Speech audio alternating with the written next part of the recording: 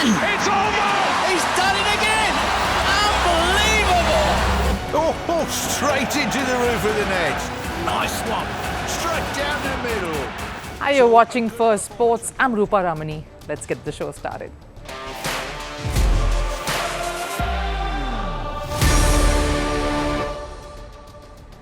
On the show today, commentators and experts launch into a postmortem of India's loss to England in the first test at Leeds. What changes will we see at Birmingham next? And what was the stern message that head coach Gautam Gambhir gave his team during the post-match press conference?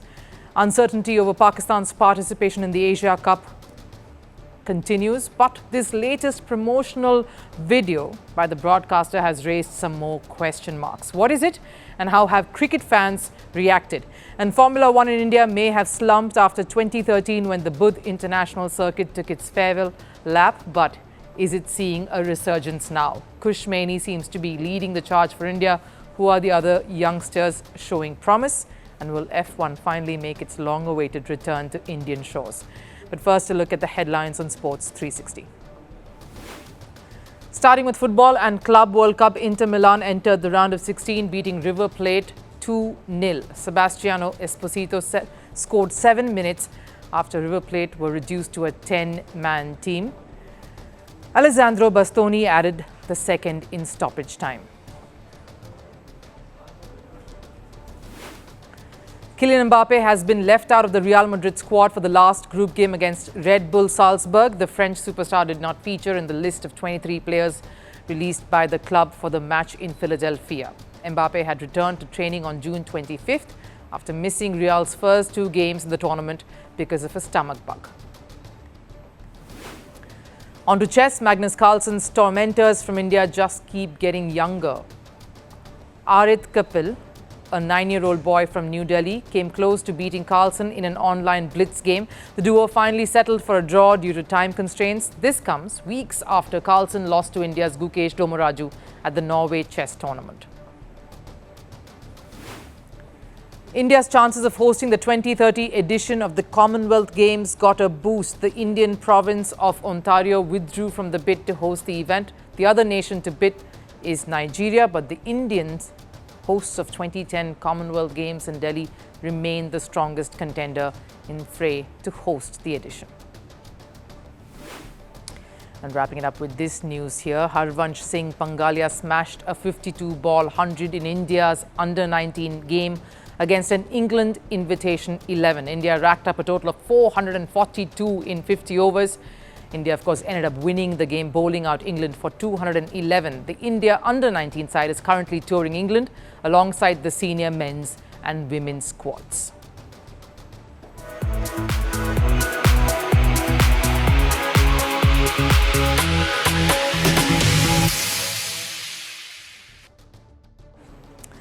As is the case after any dismal show, the postmortem of India's loss to England in the first test at Leeds has begun. In fact, it's in full swing. Let's look at what are some of the things experts have been reflecting on and whether that critique really works for India now. Now, it was a well-fought test to a large extent, but overall it felt like every time India earned a bit of an edge, a lead, a slight advantage in play, they relinquished it all just as soon. Many moments in the field while batting and bowling screamed out this pattern. Let me break it down for you. First up, the batting itself. 100 in Test cricket should only be built upon. Losing a wicket right after reaching the triple figure mark, unless it's a brilliant, unplayable delivery, is rather inexcusable. Having said that, India did rake up the runs, 5 centuries in a Test. You couldn't ask for more. So could the lower order have supported this a bit more? Resounding yes. This will be a tough pill for India to swallow. You don't get in positions like this very often and blow it from there. They had a chance to take England out of the contest and dictate terms. They have to learn, and they need more bottle from the tail for them to be stubborn and put a price tag on their wicket. Put a price tag on your wicket, says Ravi Shastri. And when that did not happen in the first innings, with India having a dramatic collapse there, they had to make sure it didn't happen a second time. Maybe here's when some of the seniorish batters needed to take the onus on themselves. I was on the couch, going, Rishabh, what are you doing? It's not the time and place for this. I can count 20 occasions where he could have gotten out for under 30 in both innings. Now, I understand that's Pant's game. That's how he plays. It's his style. But sometimes maybe it's good to slow things down just to catch your breath and steady the ship. He is, after all, the vice captain of the team now. And to his credit, he did try and do that in the second innings when he gave himself that pep talk, which was caught up on the stump mics. But the tail is indeed a worry. And why was there pressure on the batting? It's because they weren't really nailing it with the ball. There was no support for Jasprit Bumrah from the other end. No one to keep that pressure up. And of course, then the drop catches. Catastrophic. Want to know how many runs these drop catches costed? 8 dropped catches costed India a whopping 250 runs. Duckett was dropped at 11 and 15 by Jaiswal and Jadeja. This was in the first innings. He went on to score 64. Ollie Pope was dropped at 60 by Jaiswal. He scored 106. Harry Brook was dropped twice by Rishabh Pant and Yashasvi Jaiswal. He scored 99. Jamie Smith, who was dropped by debutant Sai Sudarshan, scored 40. In the second innings, Zach Crawley and Duckett were dropped as well. Now that proved to be costly, careless, and possibly undid all the hard work the team had put in so far through the course of the game. Then, of course, there is the leadership concerns. Captain Shubman Gill and coach Gautam Gambhir experienced their first loss in the very first test. And talks of India lacking that killer instinct that came with the Virat Kohli era was inescapable. With England's experts, their commentators, saying India just didn't have it in them to finish off the game, to cross the line. Now, Gautam Gambhir was rather stoic in the post-match press conference, saying milestones needn't be celebrated. Wins should. Those were more important. To win rather than to celebrate milestones. And that got fans to come charging at him. Now, whether India's players right now need tough love or kid gloves is a question I can't answer. All I can say is anything that gets them over the line in Birmingham and keeps them well and truly alive in the series against England.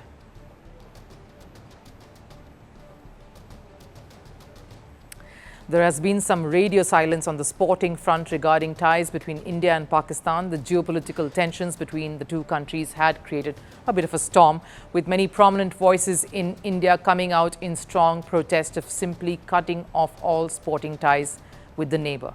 In fact, strongly advocating for that as the solution. There has been anger and frustration brewing in that regard, and it created a rather hostile environment. Now, a promotional video seems to have sparked fresh controversy during the India-England first test, reopening all talks of India-Pakistan clashes. The future of it and where India stands in the matter weeks down the line since that 22 April 2025 date when it all began with that terror strike in Kashmir. So what's really happened? The sports broadcaster telecasting the Asia Cup seems to have put out a promotional video. Everyone does this. It's to show the viewers what action is lined up in store for them on their platform and keep them informed on the sporting schedule that's coming up, when the matches will be played, etc. And one of them was a promotional video on the Asia Cup, a tournament that's scheduled for September. So what about it has triggered talks of India-Pakistan again?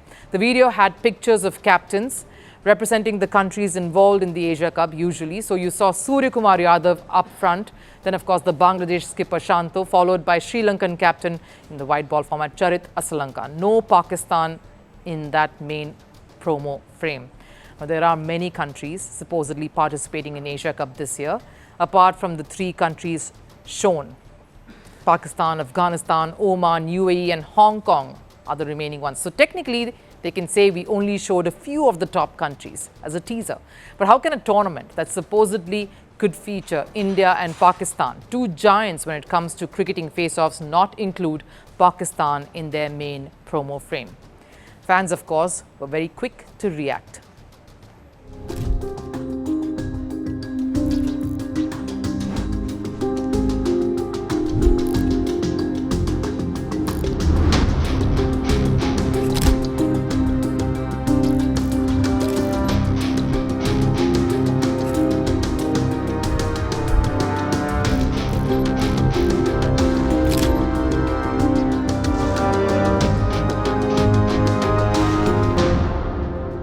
Now, it's safe to say this is no faux pas.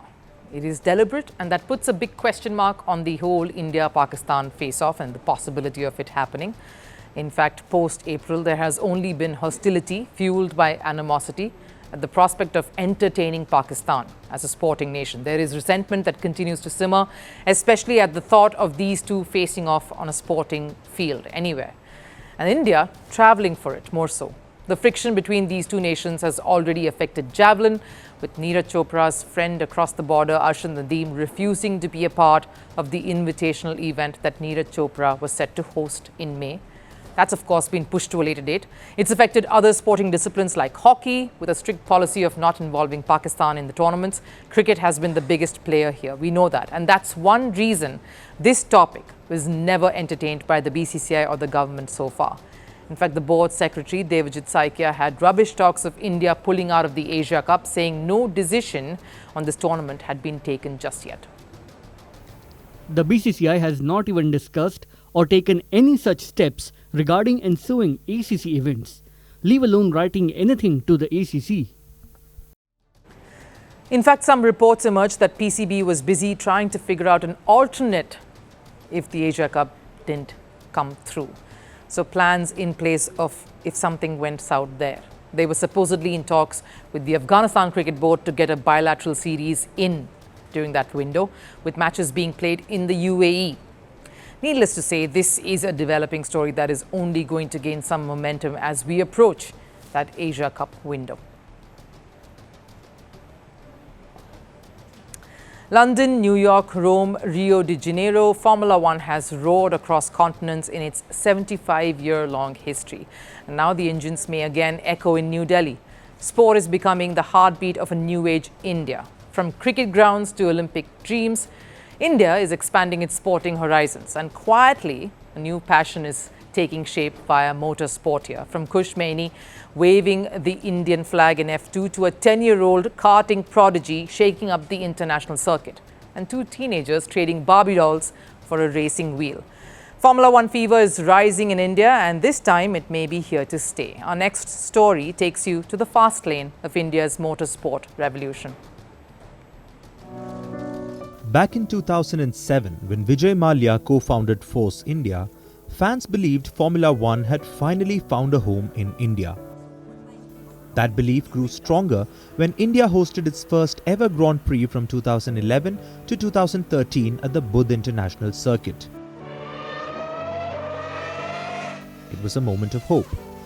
But just like the circuit, India's Formula One dream slowly faded.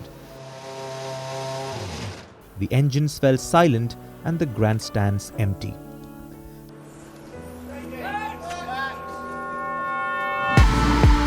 Now, a decade later, the dream is reborn again. No, the Indian Grand Prix is not on the official calendar yet, but India has found its flag bearers to take the sport forward. Leading the charge is Khush Maini. Earlier this year, Monaco stood still as the Indian national anthem echoed through the streets. Maini clinched victory in Formula 2 for Dams, making history. And to think just 4 years ago, he wanted to quit motorsports. I was done, really. I was not in a very good place. I didn't leave the house for a while, for sure. Obviously, I didn't race that year, and yeah, it was definitely the lowest moment of my life. Formula One is not for the faint-hearted or for the underfunded. It's an expensive, exclusive sport, and in India, it's still growing. Cricket is huge in India, and rightfully so. But we got great at it because of the access, the training, the infrastructure. Racing just doesn't have that yet. But post-pandemic, Maini made a roaring comeback. He is now ranked 11th in Formula 2 driver standings and is a reserve driver for Alpine F1. That makes him only the third Indian to enter Formula 1's inner circle. And he believes the timing could not be better.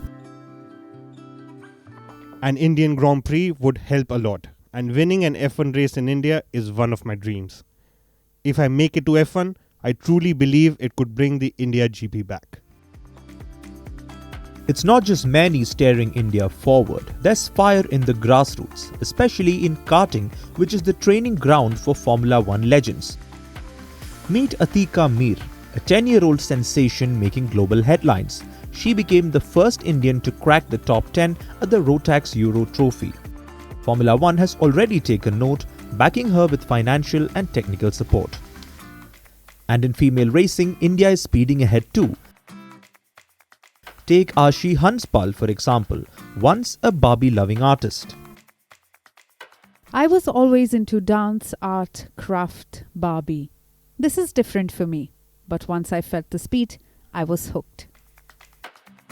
Ashi became the first Indian girl selected for FIA Girls on Track in 2020, a program shaping the next generation of female racers.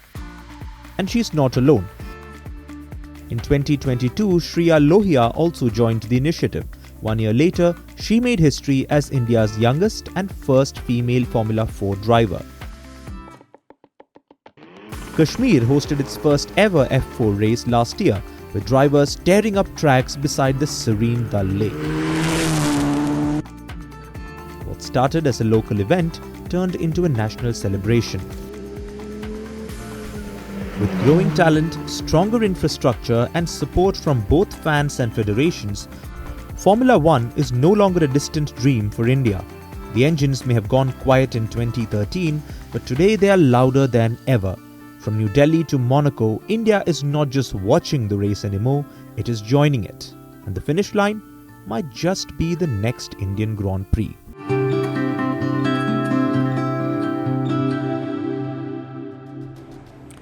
Time for Last Serve. We bring you the latest from the corner of 46-year-old Filipino boxer Manny Pacquiao, who's gearing up for his comeback fight.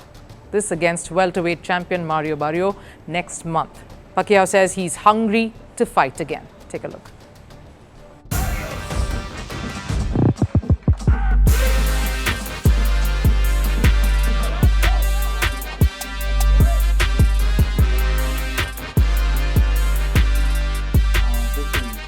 All those big fights in my life, but I'm still here. Manny Pacquiao is back. But I'm here and I'm the champion for a reason, and I'm going to show that on July 19th.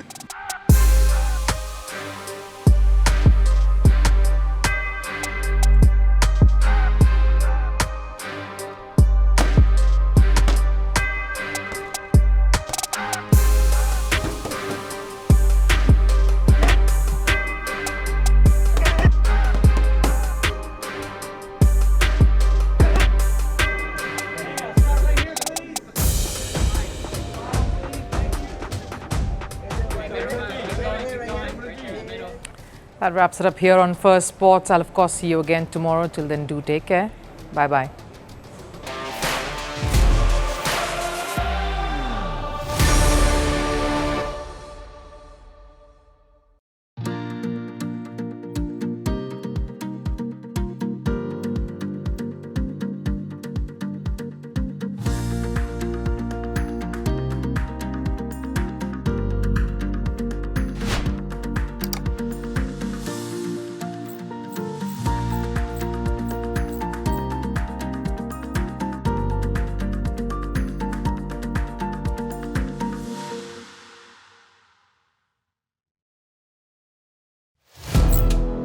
Firstpost now available in 9 languages on YouTube. English, stands at $36 trillion. French, Le FMI, comme German, Geschäftsführenden Direktor, Hindi, $30 trillion ka karjo. Indonesian, Pemerintah tanpa pemeriksaan. Italian, Sekali radikali. Japanese, 4 兆ドル以上も. Portuguese, Por causa do próprio balanço patrimonial. Spanish. Beautiful bill. Go to Settings, click on Audio Track and select a language of your choice. Be the first to know what's happening around you in your first language. Firstpost.